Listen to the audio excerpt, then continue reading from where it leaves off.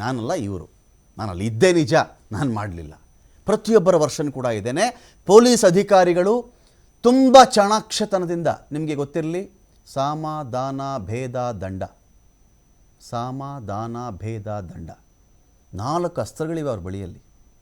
ಪೊಲೈಟಾಗಿ ಹೇಳ್ತಾರೆ, ಮಾತಾಡಿಸ್ತಾರೆ, ಆತ್ಮೀಯವಾಗಿ ಮಾತಾಡ್ತಾರೆ, ಸೆಂಟಿಮೆಂಟಲಾಗಿ ಮಾತಾಡ್ತಾರೆ, ಅವನ ಭವಿಷ್ಯದ ಬಗ್ಗೆ ಪಿಕ್ಚರ್ ಕೊಡ್ತಾ ಹೋಗ್ತಾರೆ.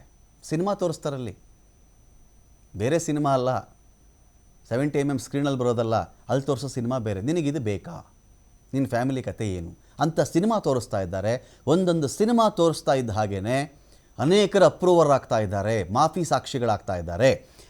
Coming back to postmortem issue.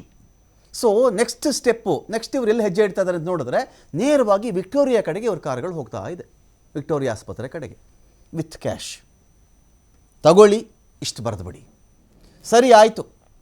Straight away ಈ ವಿಷಯ ಗೊತ್ತಾಗ್ತಾ ಇದ್ದಂತೆಯೇ ವಿಕ್ಟೋರಿಯಾ ಆಸ್ಪತ್ರೆಯ ದೊಡ್ಡ ವೈದ್ಯಾಧಿಕಾರಿಯೊಬ್ಬರಿಗೆ, ನನಗೆ ಯಾರು ಅಂತ ಕೂಡ ಗೊತ್ತು, ನನಗೆ ಮಾತನಾಡಲ್ಲ ಅದ್ರ ಬಗ್ಗೆ, ಒಬ್ಬ ಹಿರಿಯ ಪೊಲೀಸ್ ಅಧಿಕಾರಿ ಕಡೆಯಿಂದ ಒಂದು ಫೋನ್ ಬರುತ್ತೆ. ಏನು ನಡೀತಿದೆ, ಏನಪ್ಪ ನಡೀತಾ ಇದೆ ಅಲ್ಲಿ ಅಂತ ಕೇಳ್ತಾರೆ. ಏನಪ್ಪ ನಡೀತಿದೆ ಅಂತ ಕೇಳಿದಾಗ, ಏನಿಲ್ಲ ಸರ್, ಇದು ಪೋಸ್ಟ್ಮಾರ್ಟಮು ಹಾಗೆ ಹೀಗೆ. ಓಕೆ ಫೈನ್, ಸರಿ. ಆಮೇಲೆ ಗೊತ್ತಿರುತ್ತೆ ಇವ್ರಿಗೆ, ಇನ್ಸೈಡ್ ಡೀಟೇಲ್ಸ್ ಗೊತ್ತಿರುತ್ತೆ. ಆಮೇಲೆ ಹೇಳಿಬಿಡ್ತಾರೆ, ಏನಾದರೂ ಬರ್ಕೊಳ್ಳಿ ನೀವು, ನಮ್ಮದೇನು ತಕರಾರಿಲ್ಲ, ಏನಾದರೂ ಬರೀರಿ ನೀವು. ಆದರೆ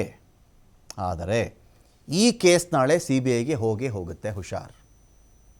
ಈ ಕೇಸ್ ನಾಳೆ CBIಗೆ ಹೋಗುತ್ತೆ, ಹುಷಾರ್. ಆಗ ಏನು ನೀವು ಬರೆದಿದ್ದೀರೋ ಅದನ್ನು ಪ್ರೂವ್ ಮಾಡಬೇಕಾಗತ್ತೆ. CBI ಬೇಕಾದರೆ ರೀಪೋಸ್ಟ್ಮಾರ್ಟಮ್ ಮಾಡಿಸಬಹುದು. ಯಾವ ರೇಣುಕಾಸ್ವಾಮಿ ಇವತ್ತಿಗೆ ಮಣ್ಣಿನ ಕೆಳಗಡೆ ತಣ್ಣಗೆ ಮಲಗಿದ್ದಾನೋ ಅದೇ ಬಾಡಿ ಮತ್ತೆ ಆಚೆ ತೆಗೆದು ರೀಪೋಸ್ಟ್ಮಾರ್ಟಮ್ ಮಾಡಿದ್ರೆ, ಅಕಸ್ಮಾತ್ ತಪ್ಪಾಗಿ ಏನೂ ಆಗಿಲ್ಲ, ಸುಮ್ಮನೆ ಹೊಡೆದು ಬಿಟ್ರು, ಸತ್ತು ಹೋಗ್ಬಿಟ್ಟ ಅಂತೇನಾದರೂ ಬರೆದಿದ್ದರೆ ಆಗೇನಾಗುತ್ತೆ, ಈ ವೈದ್ಯ ಅಧಿಕಾರಿ ಯಾರಿದ್ದಾರೋ, ಯಾರು ಪೋಸ್ಟ್ಮಾರ್ಟಮ್ ಮಾಡಿದ್ರೋ ಅವರ ತಲೆದಂಡ ಆಗುತ್ತೆ, ಹುಷಾರ್. ಅಂದರೆ ಅವರೇನು ಹೇಳಲ್ಲ, ಮುಂದೆ CBIಗೂ ಹೋಗುತ್ತೆ ಈ ಕೇಸು.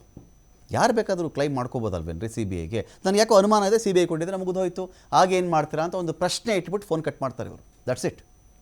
ಆ ಫೋನ್ ಕಟ್ ಮಾಡ್ತಾ ಇದ್ದಂತೆಯೇ ನಮಗಿರೋ ಮಾಹಿತಿ ಪ್ರಕಾರ ಯಾವ ವ್ಯಕ್ತಿ ಪೋಸ್ಟ್ಮಾರ್ಟಮ್ಗೆ ಅಂತ ಅಸೈನ್ ಆಗಿದ್ರೋ, ಯಾವ ವೈದ್ಯ ಇದನ್ನು ಪೋಸ್ಟ್ಮಾರ್ಟಮ್ ಮಾಡಬೇಕು ಅಂತ ಅಸೈನ್ ಆಗಿದ್ರೋ ಅವರು ಚೇಂಜ್ ಆಗ್ತಾರೆ.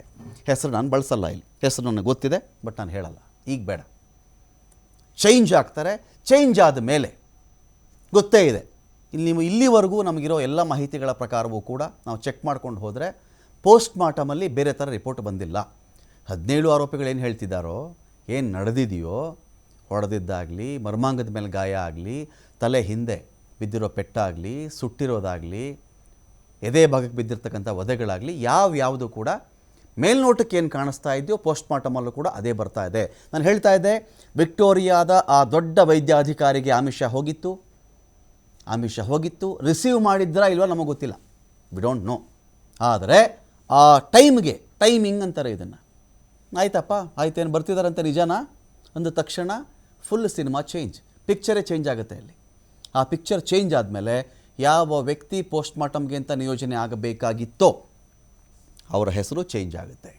90 ಡೇಸ್ ಆಗಲಿ, 90 ಡೇಸ್ ಆದಮೇಲೆ ಆ ಹೆಸರು ನಾವು ರಿವೀಲ್ ಮಾಡ್ತೀವಿ, ಅಲ್ಲಿವರೆಗೂ ಬೇಡ. ಸೊ ಒಟ್ಟಿನಲ್ಲಿ ಒಂದು ಸಂಭವನೀಯ ದಾರಿ ತಪ್ಪಿಸುವಿಕೆ ಇತ್ತಲ್ಲ, ರೂಟನ್ನು ಚೇಂಜ್ ಮಾಡುವಂಥ ಒಂದು ಸಂಭವನೀಯ ಒಂದು ಪ್ರಯತ್ನ ಇತ್ತಲ್ಲ, ಆ ಪ್ರಯತ್ನಕ್ಕೆ ತಡೆ ಹಾಕಿದ್ದು ಇಬ್ಬರು ದಕ್ಷ ಪೊಲೀಸ್ ಅಧಿಕಾರಿಗಳು.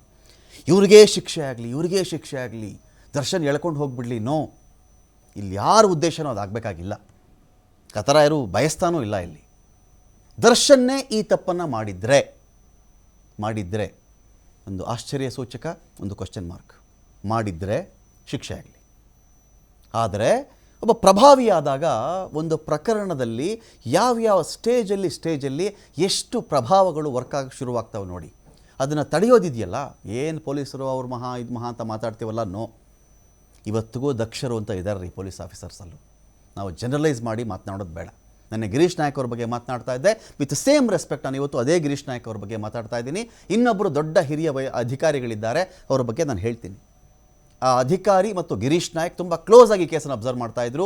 ಅಕಸ್ಮಾತ್ ಗಿರೀಶ್ ನಾಯಕ್ ಈ ಫೀಲ್ಡಲ್ಲಿ, ಈ ಕೇಸಲ್ಲಿ, ಈ ವ್ಯಾಪ್ತಿಯಲ್ಲಿ ಇರದೇ ಹೋಗಿದ್ದಿದ್ರೆ ರೇಣುಕಾಸ್ವಾಮಿ ಎಂಬ ಅಪರಿಚಿತನ ಶವ ಪತ್ತೆ. ಏನು ಹೇಳಿ, ಅಪರಿಚಿತನ ಶವ ಪತ್ತೆ ಮೊದಲು, ಆಮೇಲೆ ರೇಣುಕಾಸ್ವಾಮಿ ಅಂತೆ, ಆಮೇಲೆ ಏನಕ್ಕೆ ಅದನ್ನೋ ಗೊತ್ತಿಲ್ಲ ಅಂತೇಳಿ ಇಷ್ಟೊತ್ತಿಗೆ ಮಣ್ಣಲ್ಲಿ ಮಣ್ಣಾಗಿ ಹೋಗ್ಬಿಡ್ತಿದ್ದ ರೇಣುಕಾಸ್ವಾಮಿ. ಬಟ್ ಅದಾಗಕ್ಕೆ ಬಿಡದೇ ಇದ್ದವ್ರು ಯಾರು ಅಂದರೆ ಈ ಇಬ್ಬರು ಅಧಿಕಾರಿಗಳು. ವಿಕ್ಟೋರಿಯಾ ಆಸ್ಪತ್ರೆಯ ಬಾಗಿಲು ಬಡಿತಾ ನಿಂತಿತ್ತು 1 ಕೋಟಿ ರೂಪಾಯಿ ಹಣ. 1 ಕೋಟಿ ರೂಪಾಯಿ ಹಣ ಬಾಗಿಲು ಬಡಿತಾ ನಿಂತಿತ್ತು.